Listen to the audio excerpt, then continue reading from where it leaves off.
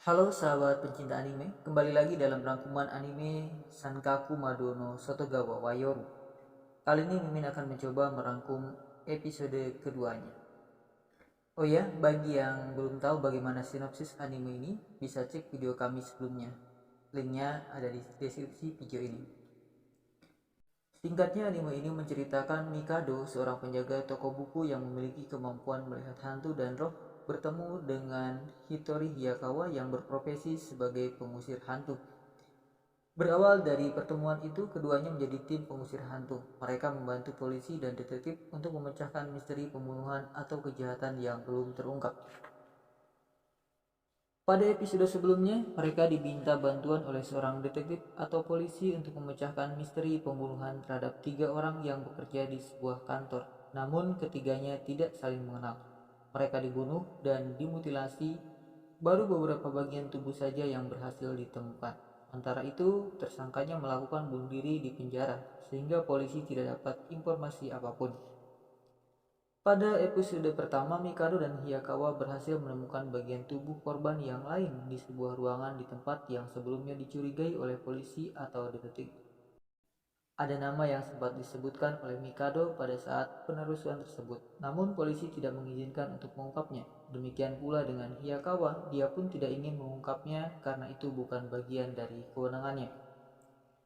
Dan pada episode kedua, Mikado yang sedang merapikan buku di tempat kerjanya didatangi oleh seorang wanita. Wanita tersebut menanyakan apakah Mikado adalah seorang pengusir hantu. Dia mendapat informasi tentang Mikado dari manajer toko itu. Wanita tersebut bermaksud untuk meminta tolong kepada Mikado. Sebelumnya Mikado menemui seorang peramal untuk おかけく menceritakan ださい。 masalahnya. そん Mikado なに masih 悩み tidak 事があるっ menghendaki て風 ia でもなさ memiliki そうですね。 kemampuan melihat hantu tersebut. Peramal menyebutkan latar belakang Mikado yang pernah kecelakaan dan mendapatkan perlindungan dari nenek moyang dari pihak ibunya. Hiyakawa tidak ingin dia meyakinkan Mikado agar tetap menjadi tim pengusir hantu dengannya, karena menurut Hiyakawa pekerjaan tersebut cocok untuk Mikado. Akhirnya terjadi pertengkaran antara Hiyakawa dan peramal tersebut, dan Mikado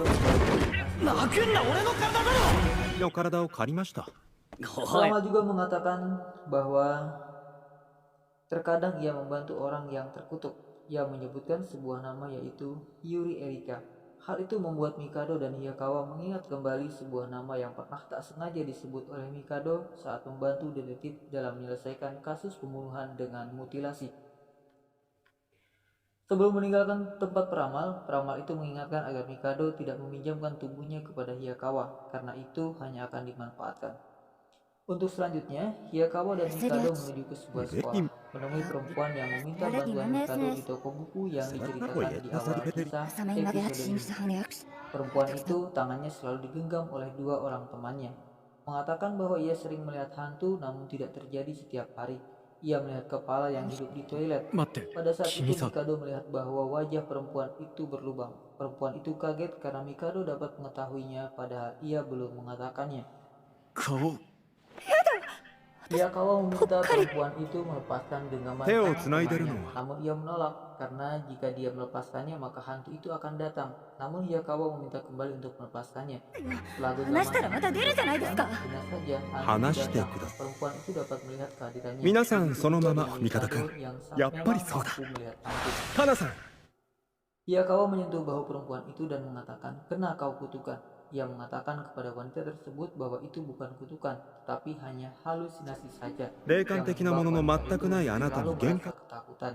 Ia mengibaratkan sebagai lingkaran setan yang dimainkan dengan sangat baik. Ini dilakukan oleh orang lain dengan sengaja. Hiyakawa meminta wanita itu menunjukkan tempat menyimpan barang-barangnya. Dia menunjukkan tempat penyimpanan di loker sekolah itu, namun mereka tidak menemukan apa-apa selain barang-barang wanita itu.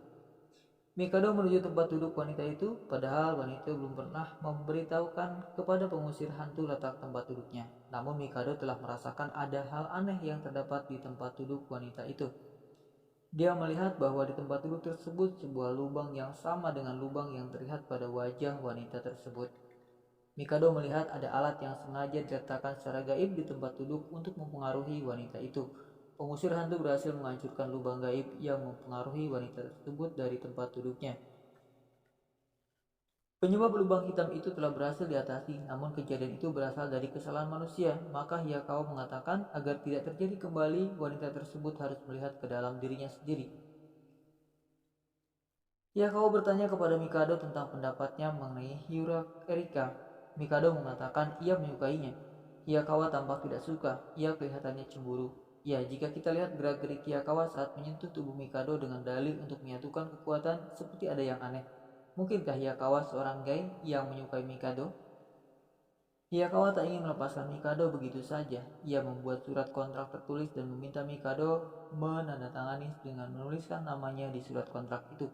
Setelah Mikado menuliskan namanya di surat itu, Mikado pingsan. Sepertinya pada surat kontrak tersebut Hayakawa telah memantrainya sehingga Mikado tak sadarkan diri setelah menuliskan namanya di surat kontrak itu. Ya, ternyata benar Hayakawa telah cemburu kepada Mikado karena Mikado dengan mudah telah menyukai Hyura Erika. Hayakawa mempengaruhi Mikado melalui alam bawah sadarnya agar Mikado melepaskan Hyura Erika. Ia mengatakan bahwa Mikado adalah miliknya. Setelah Mikado siuman, Hayakawa menyentuh pipi Mikado seperti ia menyentuh kekasihnya. Ternyata saat Mikado siuman, hari sudah malam. Ia bergegas meninggalkan Hayakawa dengan beralasan dia bertugas menyiapkan makan malam. Ia berlari meninggalkan Hayakawa, sementara Hayakawa memandangi kepergian Mikado dari jendela. Pada scan selanjutnya, Mikado sedang menonton berita di televisi. Seorang wanita menceritakan kepada wartawan bahwa ia sering melihat lampu di kamar mandinya menyala dengan sendirinya. Ia berpikir mungkin ada orang lain di sana, tetapi ternyata tidak ada siapa-siapa. Mikado bersama peramal yang pernah ditemui sebelumnya mendatangi rumah wanita yang dilihatnya di televisi.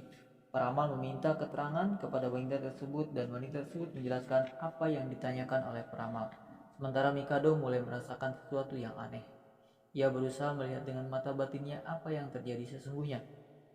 Peramal meminta Mikado menyingkronkan indranya. Mikado dan peramal melihat monster yang merupakan penyebab lampu di kamar mandi tersebut dapat menyala sendiri. Menurut mereka, ini merupakan roh yang terperangkap. Peramal berusaha berbicara dengan sosok tersebut. Namun tiba-tiba Mikado merasa mual. Ia seperti sedang mabuk kendaraan. Mikado tersadar setelah roh tersebut berhasil dinetralisir oleh peramal tersebut. Wanita pemilik rumah tersebut menanyakan apa yang mereka sudah lakukan. Peramal mengatakan bahwa semuanya sudah teratasi. Meski wanita tersebut seperti tidak melihat sesuatu, tapi mereka telah menyelesaikan semuanya. Peramal berpesan agar wanita itu berhenti mengeluh di kamar mandi. Untuk meyakinkan wanita tersebut, peramal mengajak mereka ke kamar mandi dan bertanya kepada Mikado apakah dia melihat sesuatu. Ternyata dia tidak melihat sesuatu, begitu juga dengan wanita tersebut. Yang dia lihat justru seekor kecoa.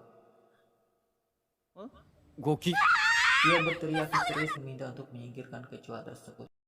Ternyata Hayakawa tidak menyukai kalau Mikado dekat dengan peramal tersebut. Mungkinkah ia cemburu? Hayakawa berusaha menarik kekuatan yang ada dalam tubuh Mikado. Ia mengatakan bahwa peramal itu palsu. Hayakawa berusaha untuk mengkarantina roh Mikado agar dapat terus bersamanya. Sahabat, demikianlah rangkuman episode kedua anime Sankaku Mado no Sotogawa Wayoru. Semoga terhibur ya.